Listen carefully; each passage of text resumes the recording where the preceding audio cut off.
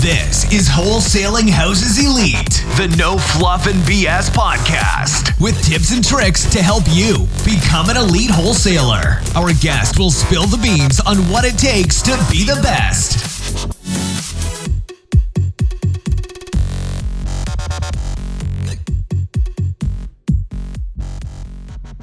This podcast is brought to you by Lead Gen Pros, making it incredibly easy for the average real estate investor and business owner to get more leads.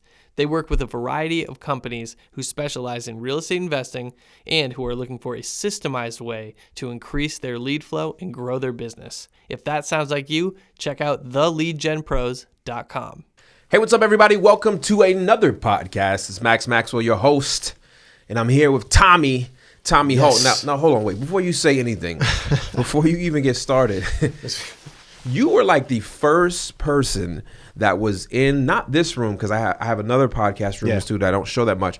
You were the first person to record a podcast in this studio that we built. That's right. I'm an inaugural member. That's right. I need special privilege. Matter of fact, I'm upset because I don't have $1. I don't have $1 on the table. I need $1. Well, the first podcast was after this table was built, so you wouldn't be in the table. What you should do is, like, everybody that comes here, they should be able to sign their name and just have dollars for everybody that. There's bars that do that, and we're not a bar. But how you been, man? How's things been going? I'm good, man. Just out here, just living life, man. Doing this wholesaling thing, doing this short-term rental thing. Just out here, trying to really set myself apart in this real estate game. You've been doing some creative stuff, but how's wholesaling going for you? It's going good. So what we've kind of did some testing, and I'm in the Atlanta market, and man, there's just a lot of activity in the Atlanta market. And so what we decided to do was branch out. We went to some like B or C class cities, and we started pushing marketing dollars that way. Yeah, and that's been paying out, like crazy. Like the outside of the suburbs of Atlanta, maybe whole different cities. Correct. Hour or two away or something like that. Exactly. Okay. So not even like right, because everybody, if you can't do it right in the city of Atlanta, you're one city over. I'm talking about they're probably about 2 hours out away from the city. Okay. Yeah. And that's something similar to like the Nashville market that I'm in. People are okay with the hour away properties because. Yep. Nashville's like $1 million now, you know what I'm saying? So get a good property. And I think the other thing is that we're seeing is that, we do a lot of RVMs. And I know me personally, just being in the Atlanta area, I probably get like about 10 RVMs every single day that hit my phone. Yeah. Where some of these other cities, they're not getting bombarded with that many calls. So it's almost about everything from insurance. Yeah, insurance to like I always get the thing that my vehicle warranty, they want to put a new warranty on my all crazy stuff, right? But like 10 times a day, literally 10 times a day, I'm getting these RVMs. So people are consequently, they're just listening to them. They're not even listening to the message. They're just hanging up. Yeah. And we found that pushing out into the other smaller cities, they're not getting hit so hard. So we're different. Yes, it's still genuine. Yeah. That makes sense. So one big thing from last time is you now moved into some other smaller markets outside of Atlanta. Yep. And you're seeing, are the margins still the same? No, these are, the sales are there a little bit smaller. Yeah. The returns on it, they're mostly rental markets. So you're not doing the flips where you're going to, they're looking for those large returns, but we're just getting in there and we're able to provide bulk properties where I provide a lot of properties in a short amount of time. So that's kind of how we eat that up. That's good, man. It sounds like a good turnkey market too, then. Absolutely. Yeah. So that's awesome. And the return on investment is like ridiculous. Like as far as rentals are concerned, like we're talking like 14% or higher, which in the Atlanta, you'd be lucky if you get like a 10% cap or something like that. We're like 14, 6, sometimes 16. Actually, I have a property in Macon. A person just got 22%. So I mean that's net. So we're those smaller markets are great. The only thing is that you're not getting you don't get the luxury of saying, "Hey, I'm in the Atlanta market," and that's cares? Really, when it hits your bank, it doesn't. It spends the same. There's no Atlanta dollar bill. Exactly. Yeah, so that makes sense. You need to be getting some private money together and go in there and buy as much as you can. I do. I'm really holding off for that market shift. Yeah, makes sense. That's what I'm really looking for. But 12, 15, 20%. Yeah, I mean that's still great. The other thing is that the single families. I've actually sold a couple of my single families. I want to save and just get one of those, nice 8 or 10 or maybe even 12 unit buildings, and I kind of want to move towards that. I have some ideas that I want to rock with that. Yeah. So let's talk about short term rentals. I've I did a video here recently about by Airbnb. Okay. And I broke down the first month and how it went and why it went that way. You've been doing something different, which I started to do myself, and that's kind of why I brought you in. I was like, listen, we got to do an update, but let's talk about some of this new stuff you're doing. And I'm going to tell you right now, it's working. Yeah. And my risk is very low. Mm-hmm. You do need capital because you're still responsible. Kind of explain what you're doing in the short-term rental game / Airbnb game, which most people know it as. Yeah, so most people are getting short-term rentals or Airbnbs, or like you said, most people know them as, and they're purchasing the property, which means you got to come up with a down payment, you got to deal with the mortgage, insurance, all that other stuff, and it's a hassle, it's a process, a longer process. What we do is we find landlords that are willing to rent their property to us, knowing, and this is one of the keys, they have to know that we're going to use it as a short-term rental property. So we don't ever want to hide anything. We don't ever hide anything from the landlord, right? I don't think there's no reason to. Like a couple people when we did it, they were kind of like, what are you talking about? But then after a while, they're like, oh, you're still going to rent my property. It doesn't matter. So, and we provide a lot of bonuses. Mm-hmm. Number one is that, one of the biggest things, as you know, if you're as a landlord, is that if the toilet is clogged up, well, you got to handle that as the landlord. Or if the small minor things break, you got to handle those. So we take care of the maintenance. We take care of pretty much all the basic maintenance unless something happens that's catastrophic. For your 4 major stuff like roof, AC. Yeah, those things we will. But even those things, we'll typically pay for that up front. So for example, if we have like a water heater that breaks, I can't rent that property out. So that means I'm losing money. So I'll typically take care of that up front. And then it'll either come off the rent or the landlord will pay me on the back end. But I need to have that property whole so I can put guests in it. So let's back up a little bit because I think we kind of jumped ahead. You're saying you are getting regular 1-year leases on properties. Yep, rental arbitrage, essentially what we're doing. So you're, my goodness, and that's why I like this. You're literally taking, the only risk you have is that if it's empty, you're paying rent. Correct. So you're taking long-term rentals, such as a regular rent house from a landlord, letting them know that you are a company that specializes in short-term rentals and you want to rent their property. So a landlord is in the long-term game, period. So he's offering you a property for $1,200. He's happy with that. It's probably covering his PITI, his mortgage. Yep. And he's making some profit, cash flow. So you're paying down his equity, and then he's receiving cash flow from these properties. Absolutely. And they're okay with you saying, I'm going to rent it, I'm going to guarantee it, but I'm going to actually sublease it basically or turn it into short-term rentals. Absolutely. Yep. That's exactly it. And the key is to do your market research so you only go under contract or sign these agreements with properties that you know the market and you're going to make your money from it. How do you know that? There's a couple different ways. One is the free way. You can literally go on Airbnb. It takes a little bit of time, but you can go through, and there's a way that you can set it up. It's kind of hard for me to explain it here, but you basically will go there, put no dates into your Airbnb in the area. So if you're looking at Atlanta, for example, don't put any dates, and then zoom in on a specific area where you have interest in renting at, and then just do the weekday average and the weekend average for all those properties that are in that area. See how many of those are being rented, because if you don't put the dates in there, you'll see like it's X'd out, right? So you can kind of get a good feel for how many nights they're being booked, and you do an average for all the properties in that particular neighborhood, and then take the low end of it. So if I can cover my rent plus $400, right?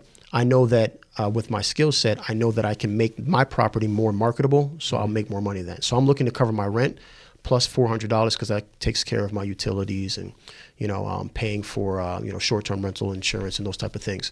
So once I have that, I understand, okay, I have a pretty decent neighborhood, and then I just go ahead and do my thing where I can make it more profitable. So our goal is to have as close as possible to 100% occupancy. And we can typically get pretty close to that using some of the strategies that we have. So that's crazy. So when you say you are better at somebody else at getting the Airbnb rented out more times and get closer, what does that mean? How do you do that? So some of the things are as simple as knowing what to put in and what not to put in an Airbnb. So if you understand, if you guys have ever used an Airbnb, what do you make your decision off of? It's okay, whether it's available, all right? Is it in your price point? So let's say you find those two things, and there's probably 30 properties that are in your price point and are available. Okay, so what stands out? It's the photos and reviews. People are booking based off of photos and reviews. So if your photos don't work, and if you're not actively optimizing your photos, a lot of people just put a photo up and they'll leave it there. They're doing like a set it and forget it, and that's how they think their business should run. Where I'm constantly optimizing my photos to see which one's performing the best, which one am I getting the most hits off of.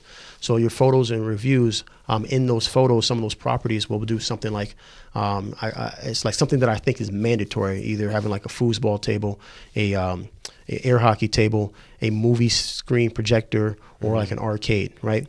And the reason being is that those are things, and art added into it. So those are the things that are going to make you stand up, because every Airbnb has a bed. Mm-hmm. Every Airbnb has a couch and a kitchen. They're all the same. What makes mine different is that, oh, wow, I can come here with my family and I can see my kids playing foosball, and we gathering around and having an emotional attachment to that photo is going to say, yeah, we want that one instead of the ones that are just look plain. So you know these things from basically trial and error. And honestly, paying for courses and going to and seminars and learning this skill. And speaking to other active Airbnb friends Absolutely. that you have. Yeah. So that's cool. So is this working for you? Would you say 6 figures a year? Oh yeah. Yeah, absolutely. Yeah. Absolutely. Yeah. I mean, and then when you set it up right, set it the way I do it, I mean, you have your maid services ready to go. So you're not worried about, the biggest thing I was worried about in the beginning was, man, I got to go out and clean these places. Well, now they get a message that, hey, this is a checkout date, right? And you need to go ahead and clean it between 11 and 3. Really 11, I want them out of there by 2:45.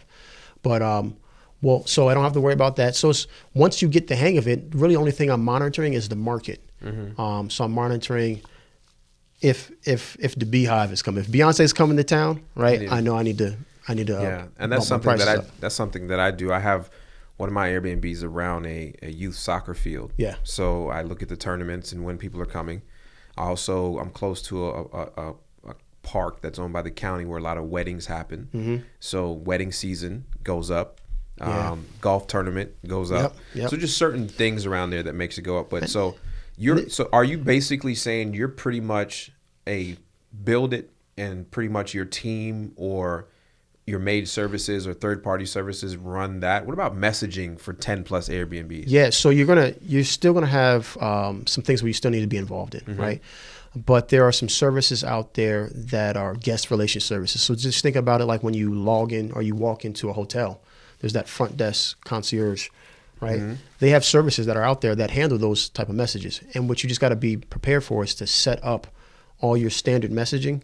So they know, okay, when someone checks in, give them this message, yeah. right? If someone asks a question about, can they have more towels? What is my standard operating procedure? What's my SOP?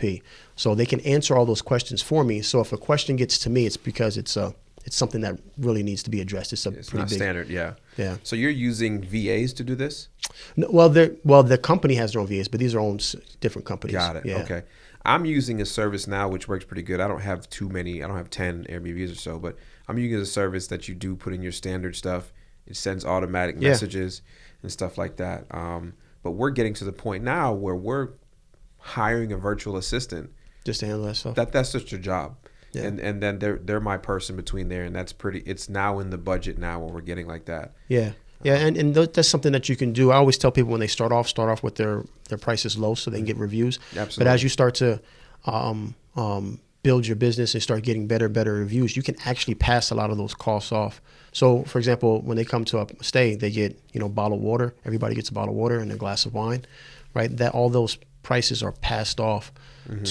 to the end user. So something like that, when you got your VA, it's a math problem, right? Yeah. You just got to figure out how much does it cost me on a monthly basis, and how many guests do I plan on having. You can actually add that cost into. Now, what I like about what you're doing is you're scaling this model of what you're doing, and you're now having Airbnbs in different states like Miami, places that work. So what does that look like? Yeah, so we just got actually a place. I used to be a police officer, and there was a former police officer. She retired. She has a really nice condo down in Miami, mm-hmm. and I got word that she wanted to sell it. She's been renting it, and she wanted to sell it. And so we're in the process right now. I just spoke with her on the phone literally today. It's right across from the AAA Center, right downtown Miami, like prime location. And I pitched her this idea, and this is kind of things that I do on a regular basis. We'll just, throw out the idea, and I'll give them two options. Typically, I'll say, hey, I'll pay you, rent plus $100 or $200, or I'll do a profit split.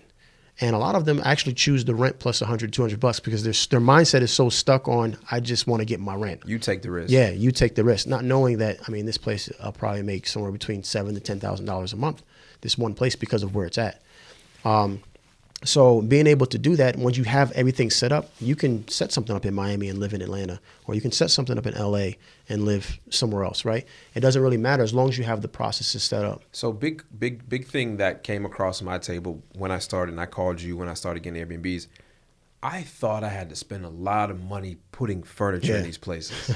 Most people do, yeah. And my last Airbnb was under $2,000 to furnish the entire thing. Yeah. And it's a 3-bedroom, 2.5 bath, sleeps 8 people. Yep.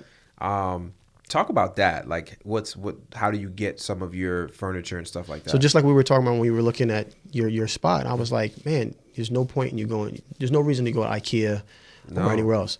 You go to Goodwill, Craigslist, Facebook Marketplace. Most of my stuff comes from those three. Facebook Marketplace was helpful. Oh my goodness, man. And new beds were pretty cheap on Amazon. On Amazon, yeah, $115, $120, something like that. Queen size beds.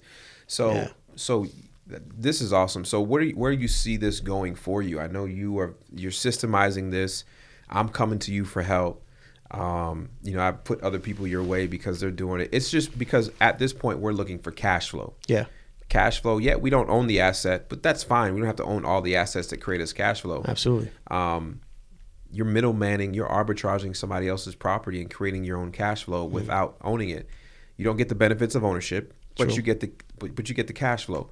Where do you see this going? Because I'm sending people your way, and other people are asking me how I'm doing. I keep sending them your way. Yeah. Where do you see it going? So two different things.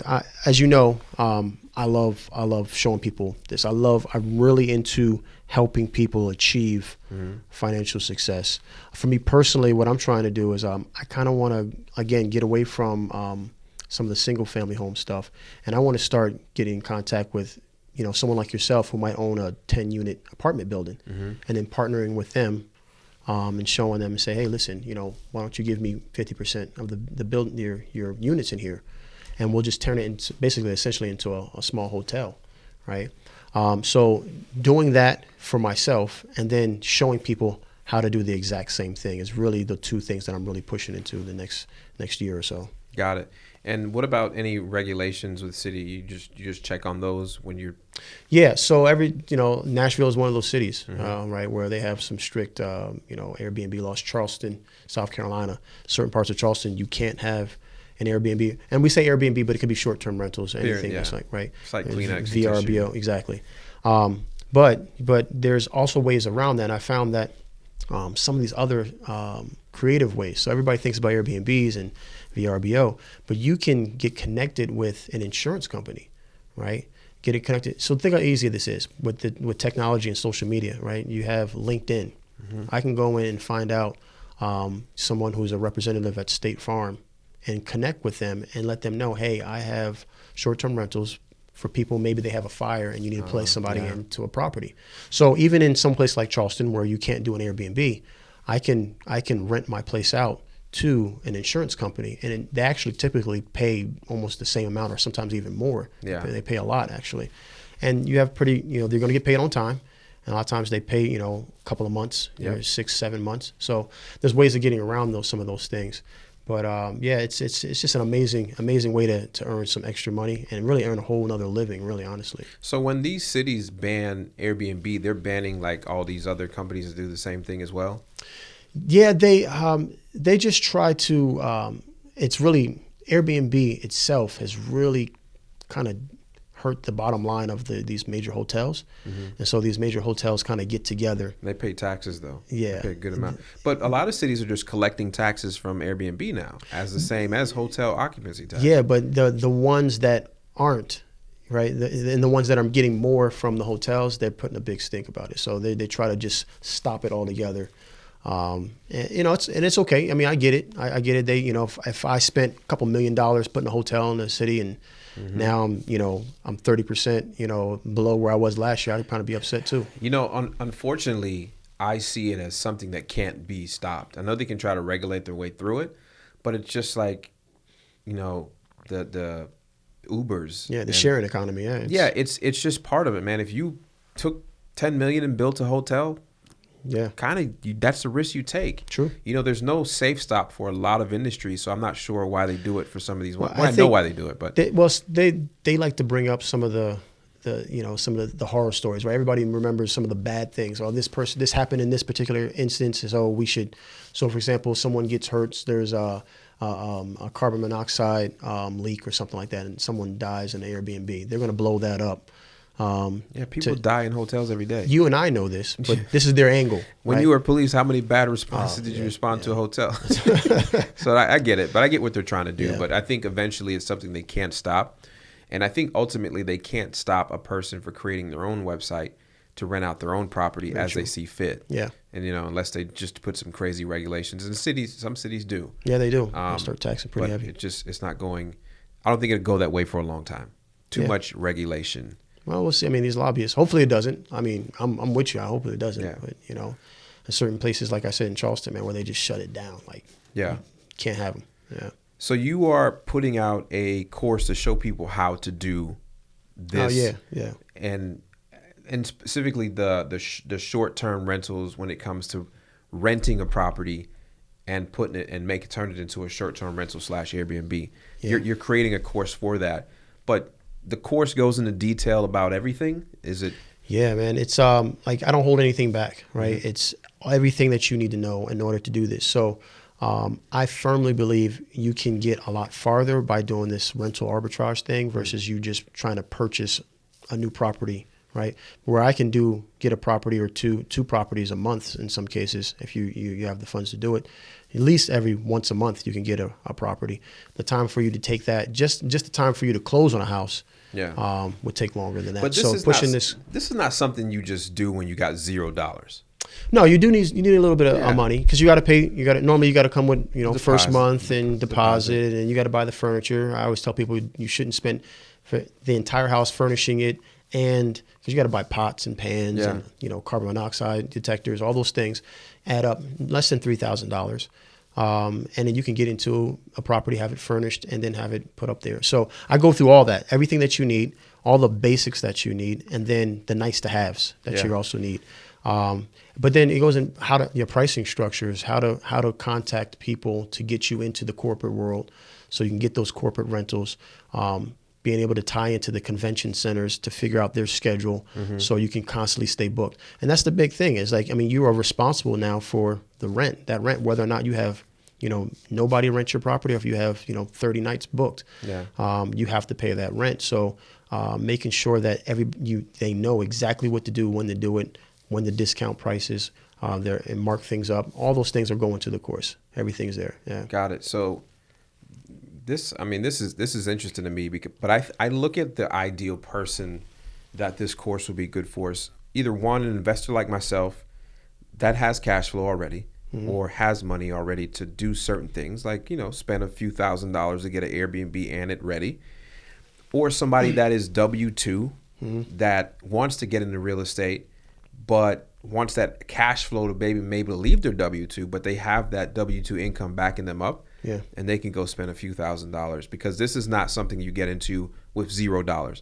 You're taking on a rental property, you're furnishing it, but you make it easy by showing that person that qualifies for this how to go from where to find these people that wanted these landlords all the way to having your property almost 100% occupied. Yeah, and I agree what you're saying, but I also understand that, and this, right? If someone wants something, they're going to find a way to do it. Oh, right? That's a hustler. So, if they're a hustler, just put it like this. You're going to need whatever, because, I don't know who's going to listen to this. Yeah. I don't know if they're in Atlanta or if they're in LA or New York. So whatever your normal rent is, times 2, because first in security, plus about $3,000 to furnish it. So if you can picture whatever that is, you can say, okay, I either have that or I don't have it. If you don't have it, okay, what can I do to get it? Right? Yeah, It's all about that always hustle, that hustle thing. I think a cool tool, right? Because people listen to this and say, "Oh, my market don't have no Airbnbs." You would be surprised. Yeah. There's this tool that I use called AirDNA. Yep, I got AirDNA too. Yep. So I want people that is listening to this right now that say, "Ain't no Airbnbs in my market." Go look at Airbnb. Go to airdna.co, airdna.co, and put in an address of a property that you see on Zillow or something, anything. Put in your address that you live at, and it'll tell you the potential. And it takes data from existing Airbnbs, from Airbnb's website, and it tells you, hey, the properties around you are occupied 78% of the time. They make X amount a month. Yeah. And if they were on the market all month, they would make this. And what I like about that is on the left-hand side, if you scroll down, I think it's like the second or third one from the bottom, it says like top properties. Yeah. So it gives you like the top 12 properties or so in your market. And you can see, like, man, like this house right around the corner is making an extra $70,000 a year. Like, it's crazy. Yeah. So it's a really cool tool. You just put in the city. It's typically what you do. Just put in the city and it'll let you know, give you all of them in that particular area. I know one of our mutual friends, Christina, when I was in St. Louis and I did a pop-up, I actually stayed at an Airbnb. And when she came over, before we went to the rodeo, she was like, I wholesale this property to this guy. And he completely remodeled it just to turn it into an Airbnb. Yep. That shows you the amount of money you can make. So he took a complete remodel, like $50,000 remodel, just to turn it into an Airbnb. And I know I spent some good money staying there those couple nights. So, man, Airbnb or short-term rentals, the game. I know there's traveling nurses websites. You know what's a really good one is there's a guy in Georgia. He rents out to Georgia Tech foreign exchange students. This is some free game, right? So they pay $150 per bed per week. So he has a 3-bedroom where he has 2 sets of bunk beds. So that's 4 beds per room, per bedroom. So that's a total of 12 bedrooms, all paying $150 per week, right? And so they pay on the month ahead of time. What is that legal? Yeah, it's legal. It's actually legal. Actually, because you have to get approved through the school. Yeah. I'm just saying. Like, yeah, but I'm not living in a room. But you got to understand, like a lot of the foreign exchange students, where they're coming from, they're like, man, they get to come to somewhere like this where it's a nice house. Yeah. So there's my point to it is like the short-term rental game. A lot of people just box it in as Airbnb, but like I said, you got corporate rentals, you got insurance, you got. And do you talk about this in your course? Yeah, we talk about all that stuff on how to set up and who to talk to, when what to say to them. So that's comforting knowing that you're not depending on just Airbnb to field your properties. Yeah, makes perfect sense. Yeah, Airbnb is kind of like the standard, because it gives you a good, blueprint, right? But once you have that down, you can transfer it over to any one of those other strategies. That's dope, man. Where can we find this course when it's done? Or you done? Are you done with it? Yeah. now? So we're done. We just got to put it up there. Yeah, we just got to put it up there. So, but we're actually going to be doing a live event on September 2nd. So they can go to strplaybook.com. Or on September 2nd, we're going to be doing a live webinar. We're really going to just kind of show and give away a lot of free information. Because I'm like this, like you, man. Yeah. I like to just teach, man. I like to give people information. You choose to do whatever you want to, but now you can't say you don't know. So September 2nd. Free webinar showing how the course works and see if it's a right fit for you before you even got to purchase the course. Absolutely. And strplaybook.com to see all that information. Yep, you got love it, man. It's always good catching up with you. Yeah, man. Definitely. Glad you're doing your thing. Yeah, thanks for swinging through. Man, bro, I always shout you out, man. It's due to this man right here that I'm here where I'm at, man. Just Appreciate being able to follow you around has been an awesome experience for me. And you're definitely going to be at We Live 20 in Atlanta. Absolutely. No question. Oh, no God, it's going to be That's in my like back. Family reunion, right? Right there. Come on. Family reunion. Cool, man. So listen, I appreciate every single person that is listening to this podcast. It is from the bottom of my heart when I say thank you. If you're on YouTube, please hit that subscribe button. If you're listening on iTunes, please give me a 5-star rating. I'm begging you. It helps me move up further in the chain so I can keep giving you this free game. And if you're on YouTube, please leave a comment. Tell me what you like so much about this. And don't forget to go to short-term strplaybook.com. Yep, there you go. All right, man. I'll see you guys on the other side. All right. Peace. Thank you for listening to the Wholesaling Houses Elite podcast with Maxwell. Make sure to tune in next week to see what elite wholesaler will have in the hot seat.